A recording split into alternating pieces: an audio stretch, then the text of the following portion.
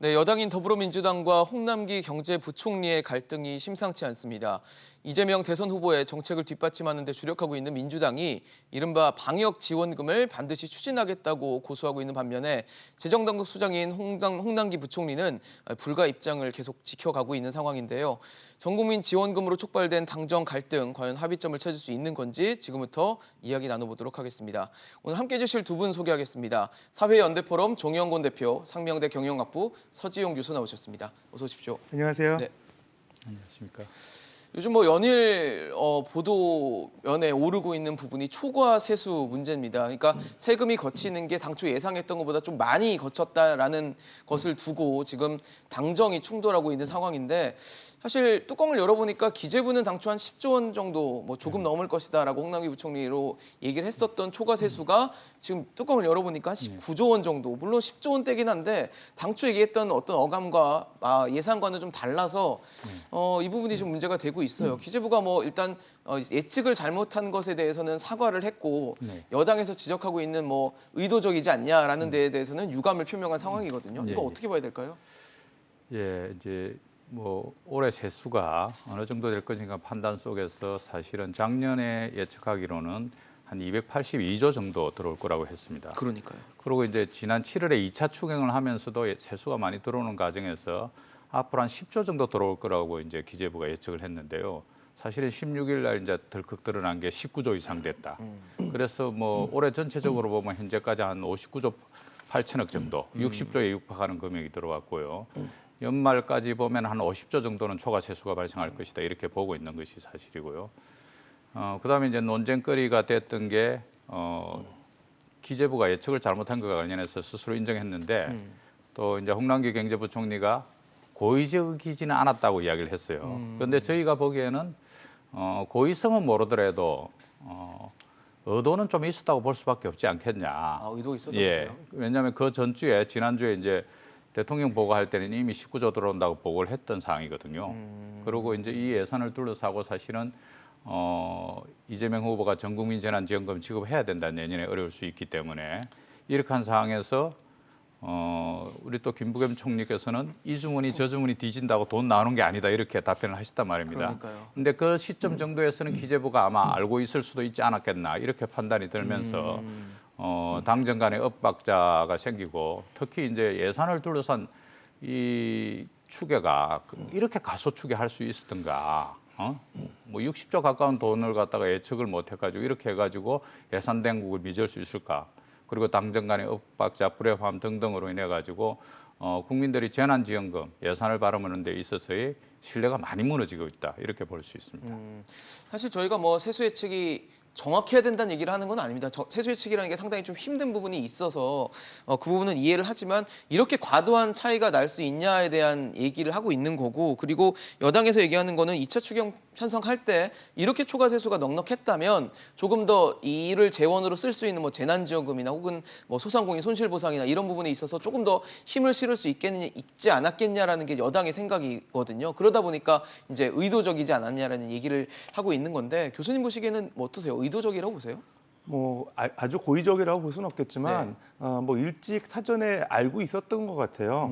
예를 들면 정상적으로 세수 추계 오차율 같은 경우는 발생할 수 있어요. 한 그럼요. 10% 이내에 발생할 수 있고 2018년 같은 경우도 꽤 많이 났다고 하는데 한 9.5%밖에 안 됐거든요. 근데 한 3년 불과한 그 시점에서 17.9% 세수 추계 오차율 치고는 상당히 큰 수치고요.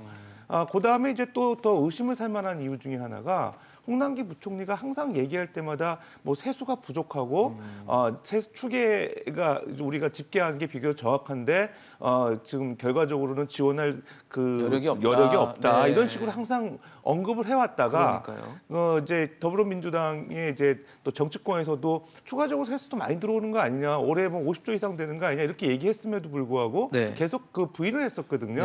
그런 상황에서 이제 마지못해 이제 10조가 아니고 19조라고 이제 2021년 7월 이후에 추경 이후에 들어오는 게 얘기를 한 거는 사실 좀 궁색한 변명인 것 같고요.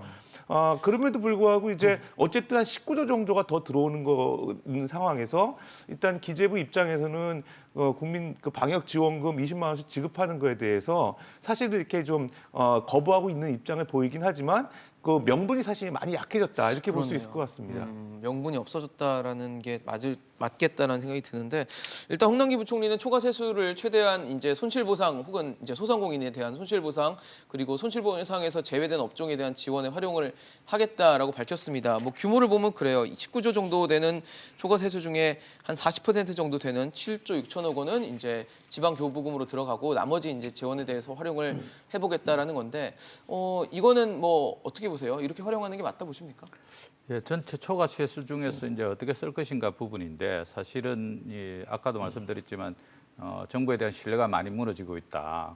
코로나 팬데믹 상황에서 되게 어렵다 해가지고 재정이 국민을 도와주기로 했는데 세금이 벌써 50조 이상 훌쩍 거쳤단 말입니다. 그러니까요. 특히 이제 소득세에서 21조 정도 거쳤는데 부동산 양도소득세 그리고 이제 근로소득세, 직장인들 내는 근로소득세가 늘었고 또 법인세도 한 15조 정도 늘었고 이렇게 해서 세수가 이제 훌쩍 거쳤는데 야, 코로나 팬데믹에 재정이 오히려 역할을 했어야 되는데 세금을 더 걷어가지고 오히려 뭐 긴축을 한 거 아니냐 이런 이야기도 나올 수 있는 것이고요. 또 한편으로 이건 이제 어떻게 쓸 것인지인데 홍 부총리는 뭐 제가 봐서는 경제부총리로서 책임을 물어야 되는 상황인데 지금 물은 상황인데 우리가 뭐 7월에 추경할 때 자영업자와 관련해서 어떻게 할 것인가 논의를 했었습니다. 그래서 그렇죠. 전문가들이 이구동성으로 합의됐던 내용들이 제대로 된 자영업자 보호 대책, 손실보상 이야기했습니다. 그래서 막 뭐 논란 끝에 겨우 5조로 올렸고요. 손실보상 금액도 겨우 1조 책정했던 겁니다. 그죠? 1조 책정했는데 그걸로 가지고는 자영업자 전체 660만 명이 이런데 택도 없다는 이야기도 했는데 결국 그나마 이제 제한적으로 받아가지고 80% 지급한 금액이 2조 4천억입니다. 그러니까 기존에 홍남기 부총리는 자영업자들한테 하시는 분들한테 겨우 1조 예상 책정해놓고는 이제 돈 더 생기니까 자영업 손실 보상하겠다. 그리고 지난번 대상에서 제외됐던 분들한테도 추가로 더 주겠다. 이야기는 하지만 구체적 계획도 없습니다. 지금 곧 뭐 12월이 오고 있는데 네. 구체적인 계획도 없이 이분들한테 주겠다고 이야기하고 있고 이미 이제 자영업 하시는 분들 100% 제대로 주지도 않았고 한도도 좀 상한선도 설정해놓은 상태고 또 한선도 겨우 10만 원으로 좀 올리라는 이런 요구도 있는데 이제 와가지고 자영업자한테 주겠다는 이야기는 사실은 엄청나게 신뢰는 떨어지는 것이죠. 실제로는 자영업 하시는 분들한테 추가적인 지원은 해야 되겠지만 그러니까요. 신뢰는 이미 많이 무너지고 있다. 네, 이렇게 이야기할 수 있습니다. 그러니까요. 참이 재정당국이 정부가 신뢰를 잃어버렸다는 게 참 뼈아픈 부분이지 않을까라는 생각이 드는데 교수님 어떻게 보세요? 일단 지방교부금으로 나가야 될 부분은 나가겠지만 나머지 활용법에 대해서는 좀 이게 맞다라고 보십니까?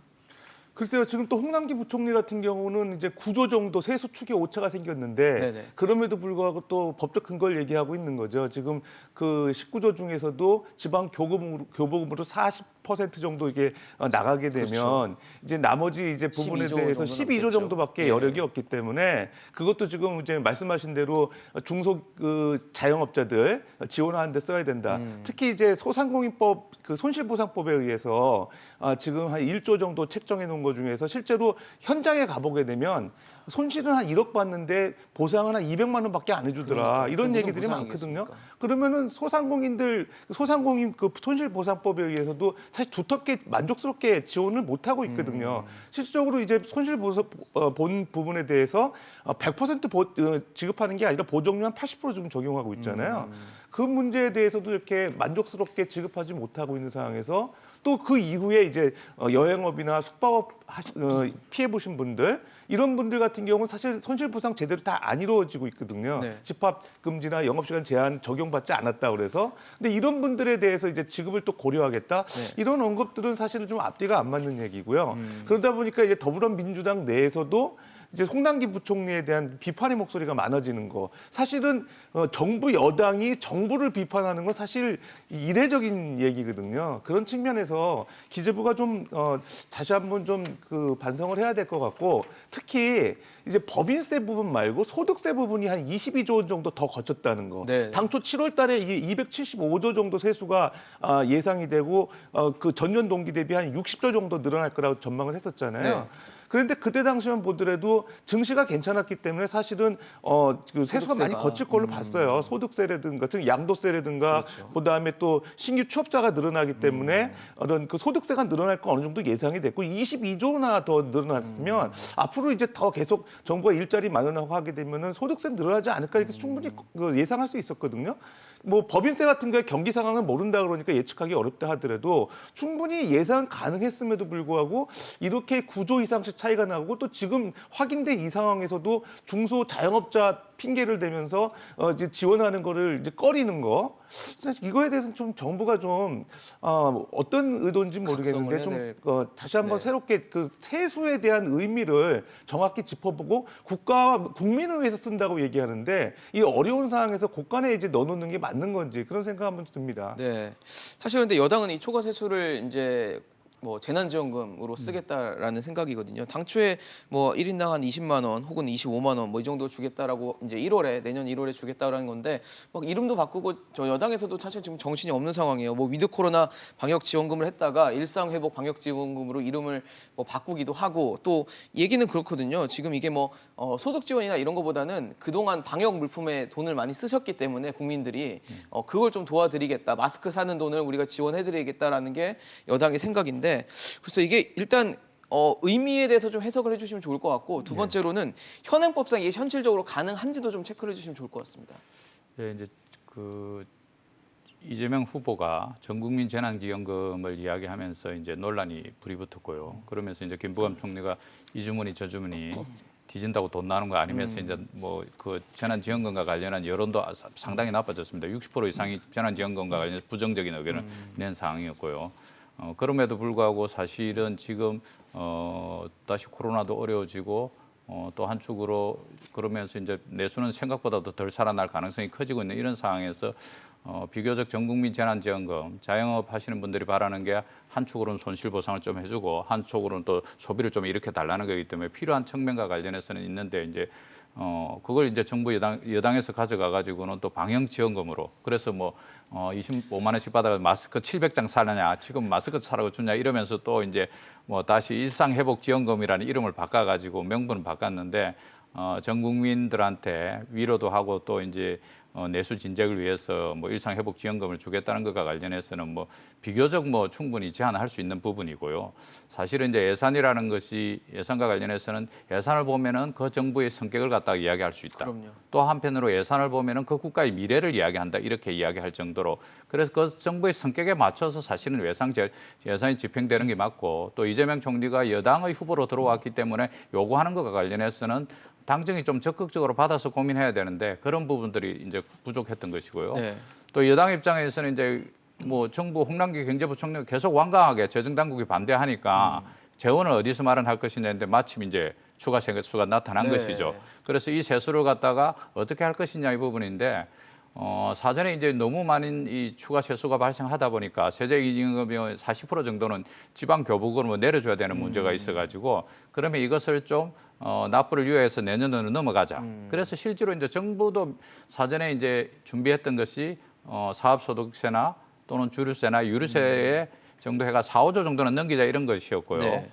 당에서는 한 7, 8조 정도 넘기자 이렇게 했는데 사실은 뭐 엄격하게 보면 제대로 처리하는 게 맞지만 그것을 또 좀 유예한다고 해서 큰 문제가 발생하지 않은 것은 아니죠. 그런데 문제는 이제 전 국민 재난지원금 또는 뭐 일상 회복 지원금과 관련해서 정책이 효과를 발휘하려면은 그게 사회적 합의가 일어나야 되는 것입니다. 그렇죠. 그래서 국민적 동의 속에서 야 이번에는 좀 이제 그 한 번 더 소비를 이렇게 보자 작년 4월처럼 이런 합의를 만들어야 되는데 그런 것보다는 갈등을 거듭하고 있고 특히 또 실수와 그 속에 의도했던 의도치 않던 상당히 잘못된 그 17.9%의 세수 오차율이 발생했단 말입니다. 이거 역대급입니다. 사실은 김동연 부총리가 9.5 했는데 두 분 다 유독 또 한 분은 예산실장 출신, 홍남기 부총리는 예산과장 출신이에요. 거시경제를 전문으로 한 게 아니고 그런 분들이 틀렸다는 거 17.9%나 오늘 수능인데 17.9% 해가지고 그 정도 해가지고 되겠습니까? 학생들한테도 부끄럽습니다. 알겠습니다. 참.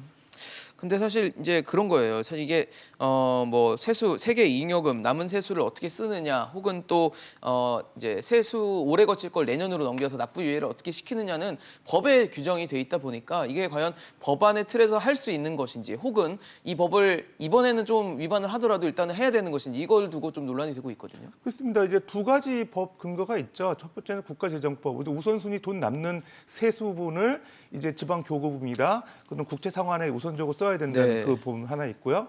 그다음에 이제 그렇다 보니까 이재명 후보 같은 경우는 그럼 올해 거친 세수를 이제 채무자가 이제 우리 납부자가 네, 세입자가 납세자가 이제 납부하는 거를 유예해가 시켜가지고 네, 내년으로 넘기자는 이제 하면 어떻게 했냐 이런 얘기했는데 사실 그것도 이제 국세징수법에 국세징수법에 좀 위반된다고 합니다. 13조에 보게 되면 이제 그 조건들이 납부자의 있더라고요. 그 뭐 재난이나 도난상으로 인해 가지고 재산상의 어떤 손실이 발생했을 경우에 그런 것들만 한해서만 이제 그 납부 유예가 가능하다 이런 규정이 있거든요. 그러니까요. 그런 측면에서 보게 되면 사실 두 가지 그 법 조항 때문에 뭐 사실 유예하는 거, 그다음에 내년 초로 이제 연기하는 거 이런 것들이 이제 사실 어려워진 부분이 있긴 하거든요. 근데 사실 저게 그 올해 요즘 같이 코로나19라는 그 이례적인 상황에서 보게 되면 그 법적인 근거에 대해서 어느 정도 이제 국민적 합의가 있고, 네. 그다음에 이제 국회에서 논의를 해서 요번 상황에 대해서는 그 유예 가능할 수도 있지 않을까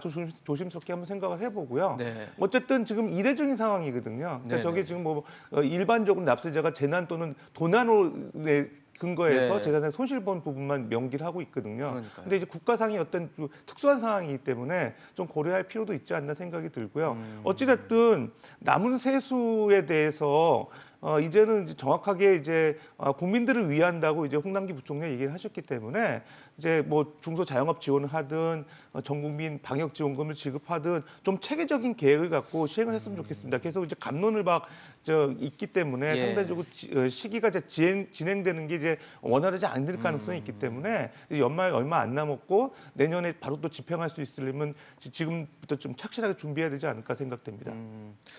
사실 근데 일각에서는 그런 얘기도 있어요. 이게 이제 특수한 상황이어서 뭐 코로나19라는 게 재난의 급의 상황이기 때문에 이럴 때는 좀 뭐 이제 융통성을 좀 발휘를 해야 된다라는 얘기도 있지만 이렇게 예외를 계속 만드는 것이 맞느냐에 대한 얘기들도 지적이 나오고 있기 때문에 예. 그것도 이게 다른 것도 아니고 법이거든요. 예, 법이기 때문에 아마 그 부분에 대한 얘기가 나오는데 어떻게 보세요? 예, 현실적으로 사실은 뭐 예산이라는 것은 효율적으로 그리고 이제 투명하고 민주적으로 그리고 합리성에 기초해서 이 4대 원칙을 통해서 이제 가도록 이렇게 되어 있습니다. 그런데 교수님도 말씀하셨지만 이제 코로나 팬데믹이라는 특수한 상황. 그래서 작년에 4차례의 추경, 올해 2차례의 추경. 추경도 사실은 뭐 자연재해, 큰 자연재해라든지 전쟁이라든지 여러 가지 뭐 엄격히 제한적이었습니다. 그런데도 불구하고 계속해서 할 수밖에 없었던 그런 상황이 있었던 것이고 네. 여전히 이제 뭐 또 확진자들이 다시 늘기 시작한 이런 상황에서 이 부분과 관련해서는 뭐 오늘 이제 국회에서 예결위 소위가 열립니다. 그래서 이 부분과 관련해서 논의들이 좀 일어나면서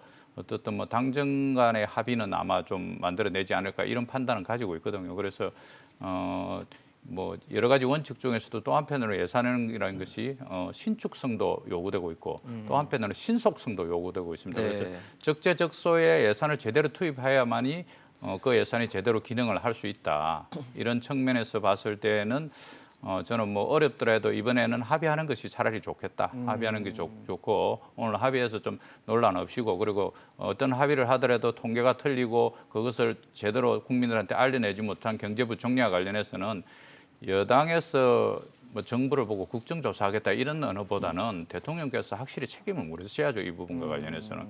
그래야지 국민의 신뢰가 생기고 기재부에 대한 어떤 이 신뢰도 다시 살아날 수 있다. 이재명 후보가 심지어는 예산 기능은 기재부에서 떼겠다고 오늘 이야기를 다시 하기 시작했거든요. 이런 것들이 국민들한테는 어떻게 보이냐. 그래서 대통령께서는 이 부분과 관련해서 엄히 질책을 하셔야 될 것 같습니다. 네, 사실 기획재정부의 가장 큰 역할 중에 하나가 세금, 그러니까 걷어들이는 것과 예산 쓰는 것에 대한 어떤 설계를 하고 또 만들어 나가는가가 기재부의 가장 큰 역할 중 하나인데 지금 이게 이제 손실되고 붕괴가 되다 보니까 막 기재부의 신뢰에 좀 문제가 생기는데 지금 여당이 추진하고 있는 방역지원금 뭐 1인당 20만 원 준다고 봤을 때 이게 이제 제대로 순기능을 할 수 있을 것인가를 또 체크를 해봐야 될 것 같아요. 만약에 소비 촉진이 되면 참 좋을 텐데 그러지 못하거나 혹은 소비를 촉진하는 게 지금 최근에 굉장히 높게 형성되고 있는 물가 상승률을 더 이제 불을 붙이는 그래서 인플레이션으로 가는 길을 열어주는 건 아닌지에 대한 걱정이 되기 때문에 이 부분은 좀 어떻게 보시는지 궁금합니다. 그렇습니다. 우리 이제 한번 지난해 전국민 재난지원금 지급한 사례가 있고요. 예. 그다음에 이제 또 최근에도 이제 사위 소득 88%까지 이제 선별이긴 하지만 네. 국민 재난지원금 지급한 사례가 있습니다. 국민 소비지원금 차원에서 이제 지원했고요. 그 두 가지 사례를 보고서 이렇게 판단을 할 경우에 그러면 실제로 이제 그 재난지원금의 한계 소비 성향이 어느 정도 되느냐, 그러니까 소득 증가분 대비 예. 소비 증가분의 어떤 비율을 얘기하는 거죠. 네. 최근에 이제 한국개발연구원 KDI에서 그 어떤 결과 보고서 내놓은 걸 보게 되면 예. 한계 소비 성향이 한 30%대로 나오는 것 30% 같아요. 요? 30%. 그러니까 100을 지원했을 때 한 30 정도만 소비를 하더라. 100만 원 주면 30만 원 쓴다. 그러니까 나머지 한 70은 정도 소비가 이루어지지 않는 그 상황이다.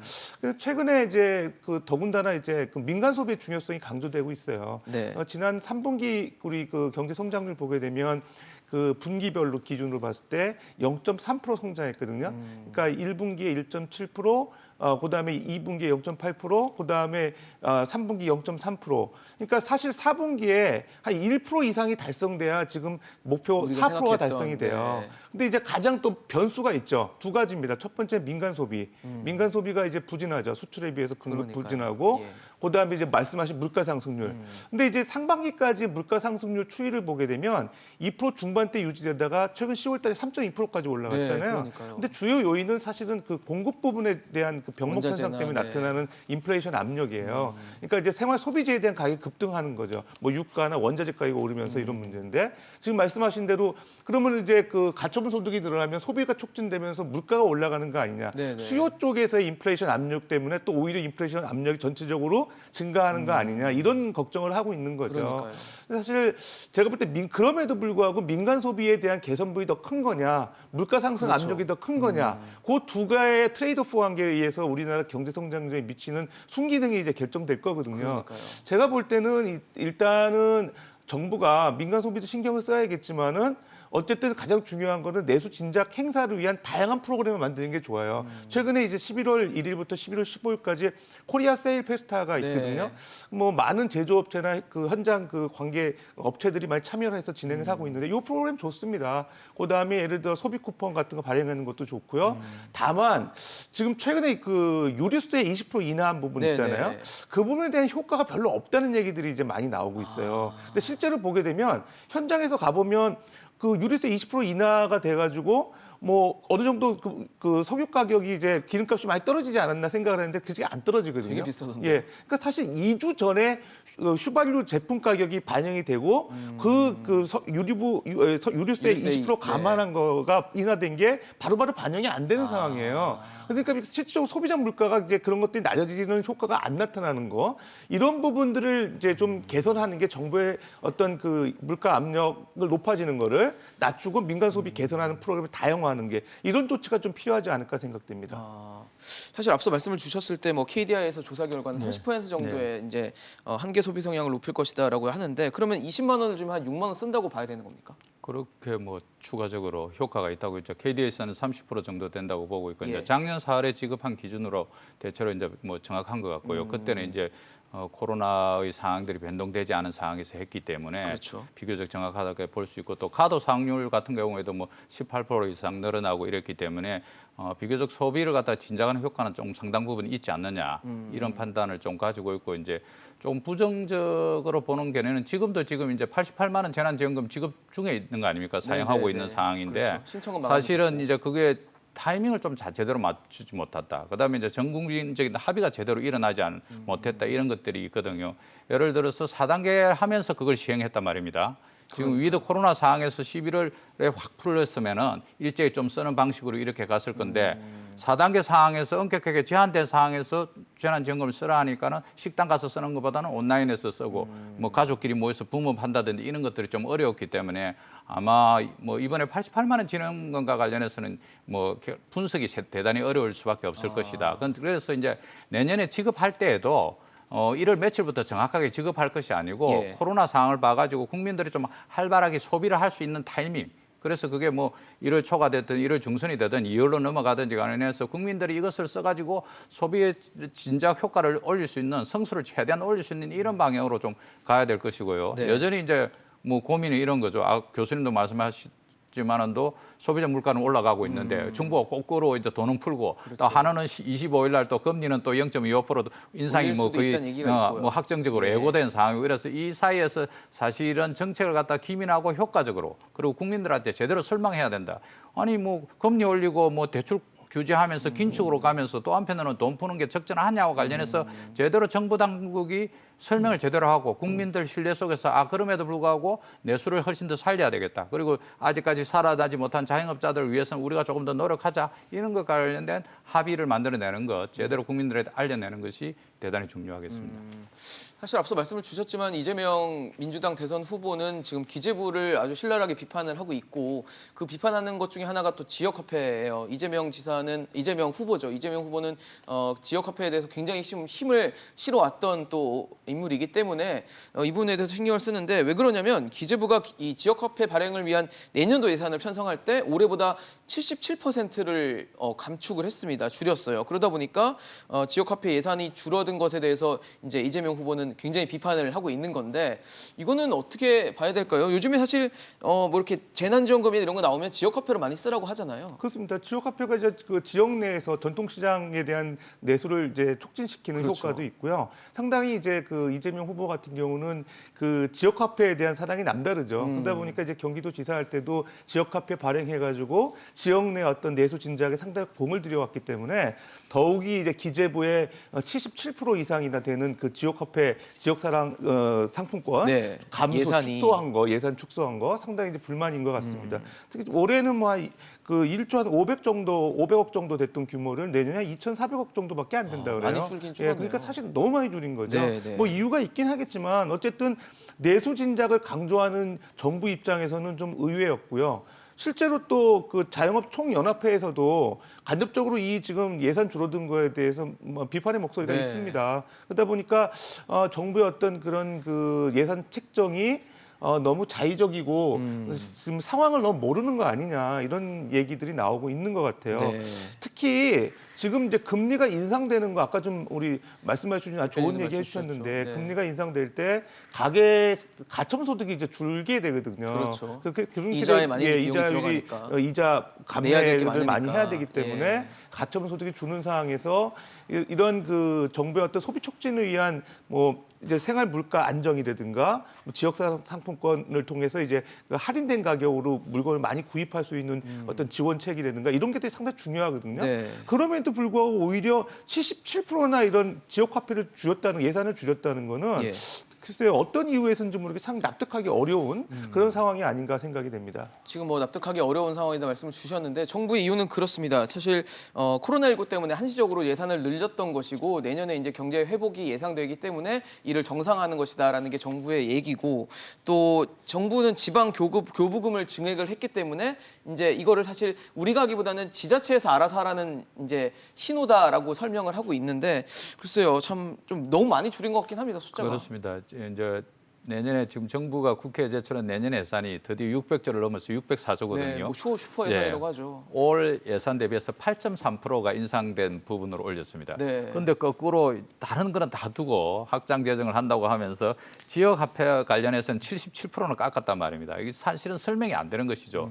더구나 이제 우리나라가 이제 수도권 중심으로 이렇게 몰려 있는데 지역 화폐는 지역에서 지역 쓸수 소상공인들을 있게. 위해서 예. 쓸 수 있도록 되어 있고 그 기능들이 상당히 이제 중요한 역할들을 해왔습니다. 그러다 보니까 사실은 뭐 중앙에서 하던 보다는 성남시장이나 경기도지사 이재명 지사 입장에는 그 상황을 현장에서 너무도 잘 알고 있죠. 소상공인 지원과 관련된 여러 가지 부분인데 네. 기재부가 납득할 만한 이유 없이 예산을 갖다 깎았다는 거죠. 그래서 이건 뭐 예산 당국이 사실은 정치한 거라고 볼 수밖에 없습니다. 제가 봤을 때는 홍 부총리가 그러니까 뭐 저기 이재명 지사 입장에서는 저 따뜻한 데 앉아가지고 소상공인들 어려움 전혀 모르고 있다고 홀라라고 비판하고 제가 보기에는 이제 뭐 이재명 후보하고 기재부나 홍남기 부총리하고는 강을 건넜습니다. 서로 강을 건넜고 이제 역할이 뭐 달리 분화될 수밖에 없는데 전통적인 기재부의 역할도 사실은 이제 변할 때가 됐다. 그리고 기민하고 신축적으로 코로나 팬데믹 상황에서 대응하지 못했고 그래서 늘 뭐 홍백기, 뭐 홍두삼이부터 시작해가지고 자아자찬, 생색 뭐 온갖 걸 다 하면서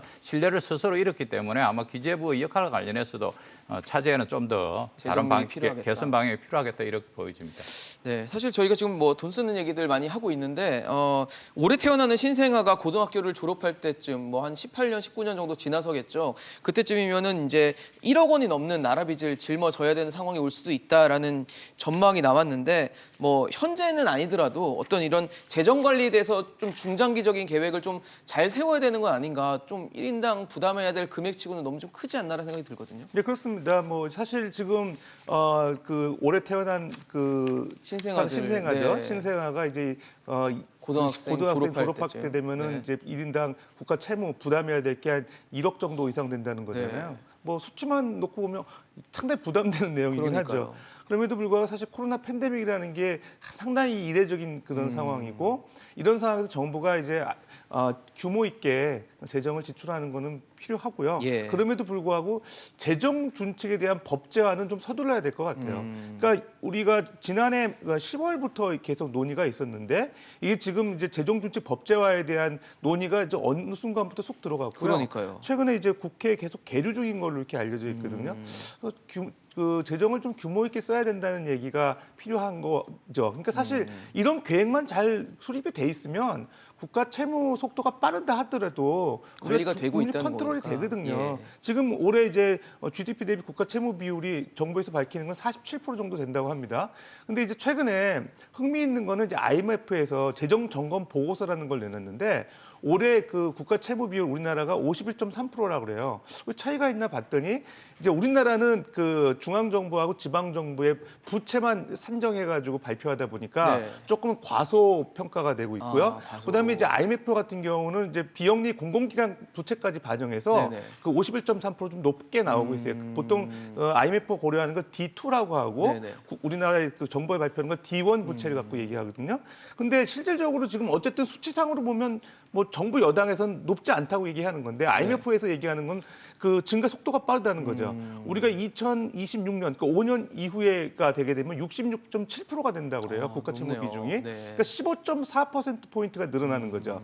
어느 정도 늘어나는 거냐 봤을 때 IMF에서 35개 선진국 국가들을 대상으로 분석했는데 그 속도가 10%포인트 이상 늘어난 나라는 우리나라밖에 없다고 합니다. 그래요? 그러니까 2위가 지금 체코인데요. 네. 45% 정도 지금 국가 채무 비율인데 5년 후에 늘어나는 게 지금 8.7%포인트고요. 어쨌든 한 자릿수네요. 예, 그다음에 벨기에가 6.3%포인트, 싱가포르가 6%포인트라고 해요. 빠르긴 빠르네요. 그러니까 상당히 우리나라가 15% 이상이 되는 건 높잖아요. 그런 측면에서 우리가 상당히 좀 고려는 해봐야 될 것 같고요. 무엇보다도 이제 재정 준칙 법제화에 따라서 어려운 상황에서 최대한 우리가 재정을 쓸 수 있는 여력은 어느 정도인지, 그렇죠. 평상시는 어느 정도까지 우리가 관리가 돼야 되는지 이런 그 규칙만 확고하게 갖고 있다고 하면 이런 팬데믹 상황에서도 뭐 이제 재정 쓰는 거에 대해서 갑론을 박으면 좀 줄어들지 않을까 생각이 됩니다. 사실 중요한 거는 뭐 많이 쓰는 것도 중요한데 효율적으로 좀 잘 써야 될 것 같다는 생각이 들거든요. 그렇습니다. 그런데 이제 앞서 이제 어린이 아이 하나 태어날 때 빛이 얼마라는 저 표적이 이제 사실은 정경련 산하의 뭐 연구소에서 나온 건데요. 저는 사실은 저런 표 좀 안 만들었으면 좋겠습니다. 누가 저런 표 보면서 아이 낳고 싶겠습니까? 결국 우리나라 가장 큰 문제가 잠재 성장률이 떨어지는 것도 생산 가능 인구가 줄어서 발생하는 부분인데 사실은 뭐 교수님 말씀하신 대로 재정 준칙을 지켜야 되고 그런 것도 해야 되지만 여전히 융통성이 필요하다. 네. 부채의 역설이라는 이야기가 있습니다. 부채가 너무 무서워가지고 재정이 필요한데 부채를 안 쓰고 가만히 두면 오히려 빚이 더 늘어난다는 이야기도 있었거든요. 그래서 아까 재정보고서 10월 IMF 재정보고서에 보면은 5년 뒤 봤을 때 OECD 평균이 130% 정도 되는데 우리는 66% 정도로 여전히 안정적이거든요. 그래서 어려울 시기에는 실제로 국가가 재정이 역할을 하지 않으면 결국 가계부채라든지 기업이 떠맡게 되고 오히려 지금 가장 큰 문제가 가계부채가 크듯이 그래서 서로 역할을 분담하면서 신축하고 유연한 이런 측면도 봐야 된다. 그래서 부채의 증가 속도는 높지만 여전히 아직까지는 좀 더 높을 수밖에 없다. 우리나라가 복지도 아직 덜 해온 상황이고 베이비 부모들이 이제 은퇴하고 이렇게 상황이기 때문에 그럼에도 불구하고 이 유연성과 관련한 것도 확보하고 그래서 부채를 너무 무서워하지도 말고 그렇다고 해서 부채를 너무 많이 쌓아도 안 되기 때문에 신축적인 어떤 재정 운용과 유연성이 훨씬 더 저는 필요하다고 봅니다. 알겠습니다. 사실 지금 정부에서 쓰겠다, 여당에서 쓰겠다고 있는 돈은 정부의 돈도 여당의 돈도 아닙니다. 국민의 돈이라는 점을 좀 유념하면서 국민의 공감대를 이뤘는지 다시 한번 확인해보는 시간이 필요하지 않을까라는 생각이 들었습니다. 오늘 이슈앤직서로 준비한 소식은 여기까지입니다. 네, 두 분 말씀 잘 들었습니다.